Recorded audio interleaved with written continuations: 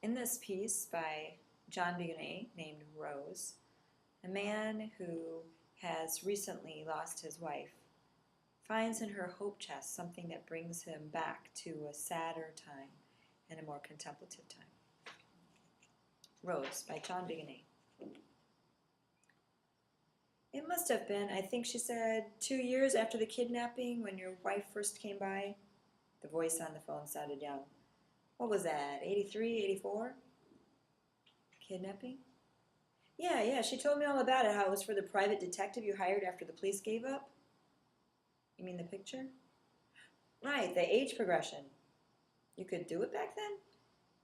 It was a pain in the ass. You had to write your own code, but yeah, once we had the algorithms for stuff like teeth displacement of the lips, cartilage development in the nose and ears, stuff like that, all you had to do was add fat to tissue ratios by age, and you wound up with a fairly decent picture of what the face probably looked like.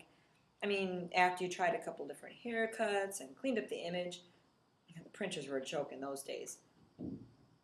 And you kept updating Kevin's... He hesitated as he tried to remember the term. Kevin's age progression? Every year like clockwork on October 20th. Of course, the new ones, it's no comparison. On screen, we're 3D now. The whole head can rotate. And if you've got a tape of the kid talking or singing, there's even a program to age the voice and sync it with the lips. You sort of teach it to talk, and then it can say anything you want. The head. The voice was waiting for him to say something. I mean, we thought it was cool, Mr. Garson, the way you two didn't lose hope to find your boy one day, even after all those years. He hung up while the man was still talking.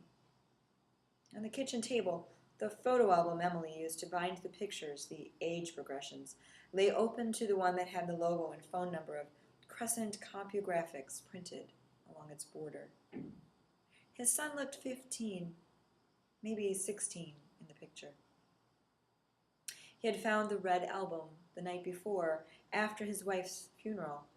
Indulging his grief after the desolate service and the miserly reception of chips and soft drinks at his sister's, he had sunk to his knees before Emily's hope chest at the foot of their bed, fingering the silk negligee, bruised, brown with age, inhaling the distant scent of gardenias on the bodice of an old evening gown, burying his arms in all the tenderly folded velvet and satin. It was his burrowing hand that discovered the album at the bottom of the trunk.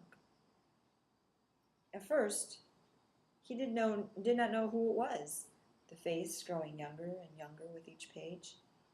But soon enough, he began to suspect, and then, on the very last leaf of the red binder, he recognized the combed hair and fragile smile of the little boy who returned his gaze from a school photograph. As he thought of Emily secretly thumbing through the age progressions each year on Kevin's birthday, adding a new portrait on top of the one from the year before, he felt the nausea rising in his throat and took a deep breath. It's just another kind of memory, he told himself, defending her. He, for example, could still not forget the green clock on the kitchen wall that had first reminded him his son should be home from school already. Nor could he forget the pitiless clack of the deadbolt as he had unlocked the door to see if the boy was dawdling down the sidewalk.